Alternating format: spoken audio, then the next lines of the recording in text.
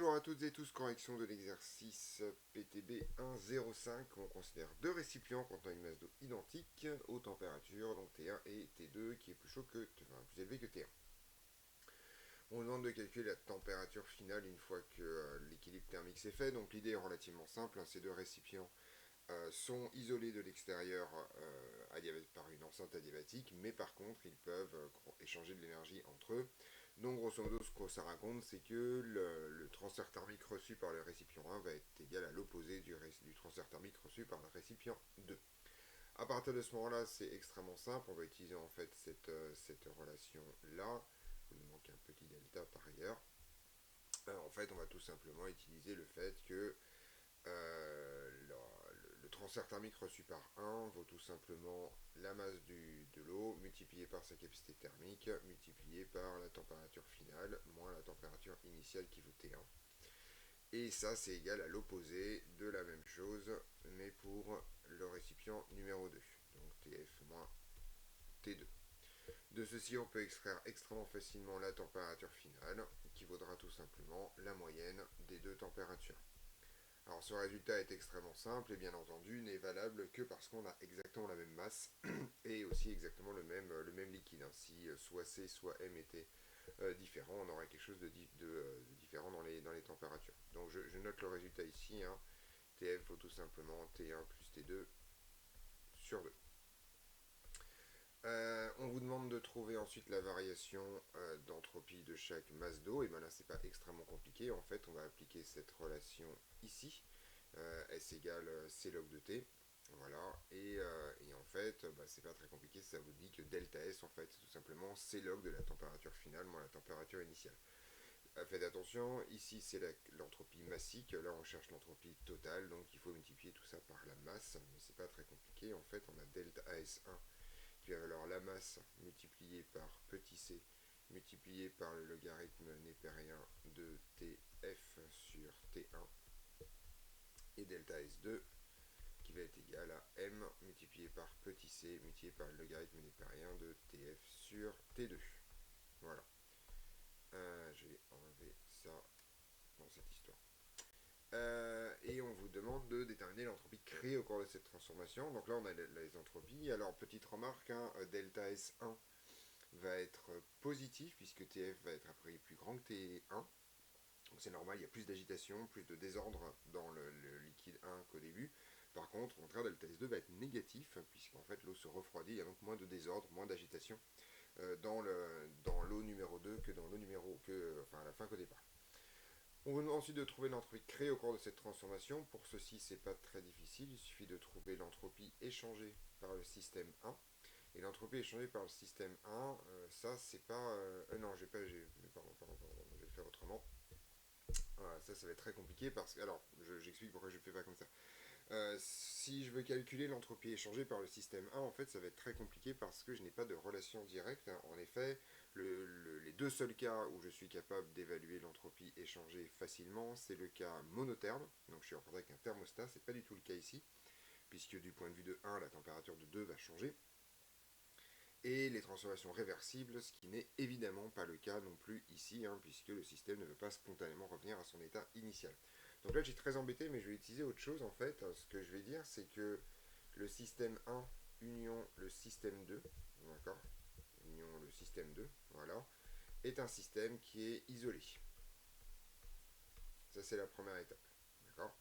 Et delta S de ce système, c'est tout simplement delta S1 plus delta S2 pour une raison très simple, c'est que S est une grandeur additive et que les deux systèmes sont disjoints. Donc delta S total, c'est tout simplement MC, logarithme népérien de TF au carré divisé par T1, T2. Et avec ces deux informations, je vais pouvoir conclure quelque chose. Comme mon système 1 union 2 est isolé, eh bien en fait, ça signifie que la variation d'entropie de tout ce système se limite à l'entropie créée, puisque ce système n'échange pas avec l'extérieur. Et donc en gros, ça signifie que l'entropie créée dans cette transformation vaut tout simplement delta S, c'est-à-dire petit m fois la capacité thermique massique multipliée par le logarithme népérien de Tf au carré sur T1 plus T2. Voilà. Alors, ce truc-là devrait être positif, on va le vérifier, il y a un peu de maths à faire, mais c'est pas extrêmement compliqué en fait, donc je vais simplement enlever tout ça pour donner de la place et ramener ce résultat là-bas, donc ici. Alors l'idée ici va être relativement simple. Je dois vérifier que ce truc-là est strictement positif, donc je dois vérifier que ce truc-là est strictement plus grand que 1. Donc je vais le faire par induction et je verrai dans l'autre sens. MC est positif, donc il n'y a pas de problème. Question, est-ce que TF est-il toujours plus grand que T1 plus T2? En fait, ça c'est équivalent à se poser la question que T1 plus T2, le tout au carré sur 4. Voilà, je vais mettre le sur 2 à l'intérieur pour l'instant, est strictement plus grand que T1. Pourquoi j'ai mis un plus? C'est pas un plus en bas, hein. Vous me dites rien depuis le début là. Hop là. C'est pas un plus, c'est une multiplication multiplié par T1, T2. Donc ça c'est équivalent à vérifier, est-il plus grand que ça? Ça c'est équivalent à vérifier que T1 plus T2 au carré moins 4 T1 T2 est strictement positif. Et ça en fait il s'avère que c'est toujours vrai parce que T1 plus T2 au carré, si on le développe, ça fait T1 plus T2 plus 2 T1 T2. Si j'enlève 4 T1 T2, ça fera T1 plus T2 moins 2 T1 T2, et ça c'est l'identité remarquable de T2 moins T1 au carré. Est-il positif? Donc grosso modo, en fait, dire que ça c'est positif, c'est équivalent à dire ça, c'est équivalent à dire ça, c'est équivalent à dire ça, et ceci est toujours vrai, donc ceci est toujours vrai. Donc après cette petite vérification mathématique pas si compliquée que ça, on retrouve bien le fait que l'entropie créée est positive quoi qu'il arrive avec cette valeur de TF. C'était un peu moins simple que d'habitude de vérifier, mais il faut toujours vérifier qu'une entropie créée est structurellement positive. Petite remarque, cette entropie créée serait nulle si T1 était égal à T2. En effet, TF serait égal à la valeur commune de T1 et T2, et à l'intérieur on aurait ici un 1 qui n'aurait une entropie créée nulle. Alors la suite est un peu plus technique, mais on va s'en sortir, on va y arriver, je vais aller un peu plus vite, mais l'essentiel de l'exercice est fait, donc si vous voulez arrêter la vidéo à ce stade-là, vous pouvez, il n'y a pas de problème. Alors je vais aller un peu plus vite ici, donc l'idée, on va répondre aux mêmes questions, avec donc le même raisonnement pour la température finale, sauf que les deux masses sont différentes. Alors je vais écrire très rapidement ce que j'avais écrit au départ, j'ai donc Cm1 facteur de Tf moins T1, plus Cm2 facteur de Tf moins T2, qui est égal à 0. Alors, si j'écris ça, ça signifie grosso modo en fait que TF va avoir une valeur un peu différente. Ça va tout simplement être en fait M1T1 plus M2T2 et le tout divisé par M1 plus M2. Voilà. Ça, c'est la température finale. En ce qui concerne la variation d'entropie de chaque masse d'eau et la variation d'entropie finale, en fait, on a donc delta S1 qui va valoir M1C logarithme népérien de TF sur T1 et delta S2 qui cette fois vaudra M2C logarithme népérien de TF sur T2. Et l'entropie créée, ce sera tout simplement la somme des deux sans aucune forme de problème.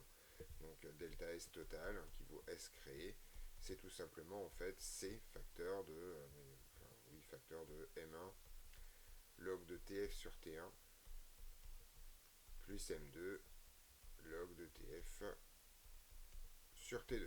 Voilà, donc ça c'est juste très rapidement la reprise des résultats précédents et du raisonnement précédent. Et on vous demande ici d'étudier le cas où en fait la masse M2 est très petite devant M1 en fait, avec epsilon très petit devant 1. Alors je vais reprendre les résultats un par un, en particulier d'abord la température. Donc, je vais remonter un peu ici.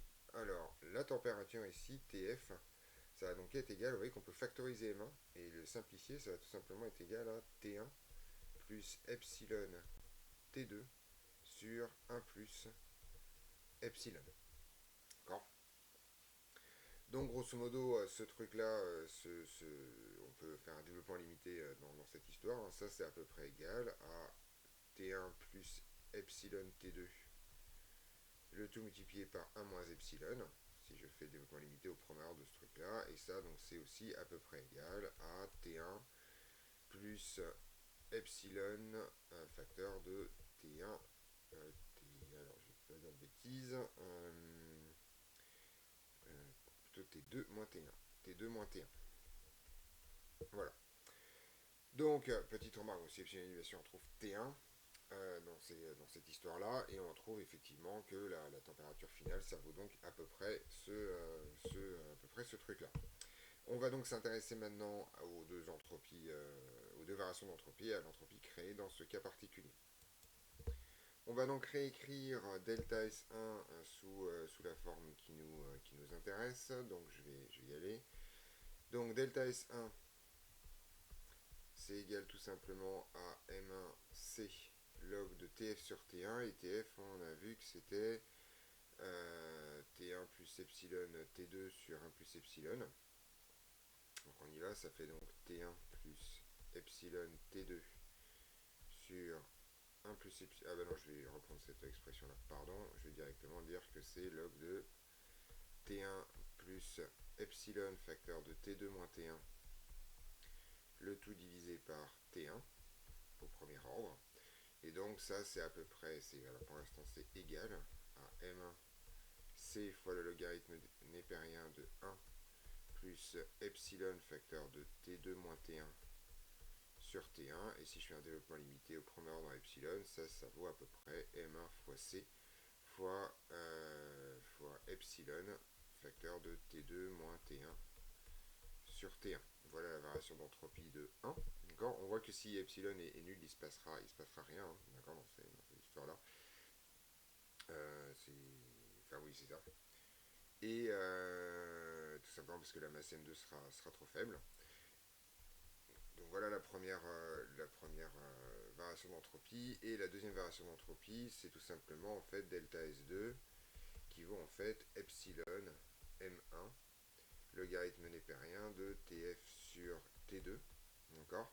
Et là, comme on a un epsilon devant, en fait, et si on veut se limiter au premier ordre, ça, c'est pas très compliqué parce qu'en fait, il va falloir rester à l'ordre 0 dans le logarithme népérien. Donc ça va être à peu près égal, j'ai oublié le C, pardon, ici, ça va être égal tout simplement à epsilon M1 petit c logarithme népérien de T1 sur T2, puisqu'à l'ordre 0, en fait, TF, c'est à peu près égal à T1. Voilà. Si je veux regarder l'entropie créée maintenant, il me suffit, comme on a expliqué dans les questions précédentes, de faire la somme des deux. Donc SC, en fait, c'est tout simplement delta S1 plus delta S2. Et ben, en fait, on y va. On va pouvoir factoriser M1C dans cette histoire. Et le tout facteur 2. Mon premier terme, c'est epsilon. Je vais même pouvoir factoriser M1C epsilon par ailleurs. Excusez-moi. Hop là. Epsilon, mon premier terme ce sera tout simplement T2 moins T1 sur T1. Voilà. Et mon deuxième terme ce sera plus le logarithme népérien de T1 sur T2. Et ça je vais le réécrire un peu autrement. Je vais dire que c'est M1C epsilon fois le log. Il n'y a pas de log, il n'y a plus de log ici. Facteur 2. Alors j'ai un T2 sur T1. Il y a un moins 1. J'ai un moins 1 ici. Et j'ai un moins logarithme népérien de T2 sur T1, où on reconnaît notre fameuse expression qu'on a déjà croisée à de nombreuses reprises dans ce genre d'exercice en x-1 moins logarithme népérien de x, qui est positif pour toute valeur de x dans R plus étoile. Donc on a bien une entropie créée qui est effectivement elle aussi structurellement positive. On remarque par là que cette entropie créée vaut 0 si epsilon vaut 0, ce qui est normal, vu que ça veut dire que la masse M2 serait nulle, donc il n'y aurait pas de changement de température dans ce contexte. Ceci termine donc cet exercice, on se retrouve dans d'autres vidéos pour d'autres corrections.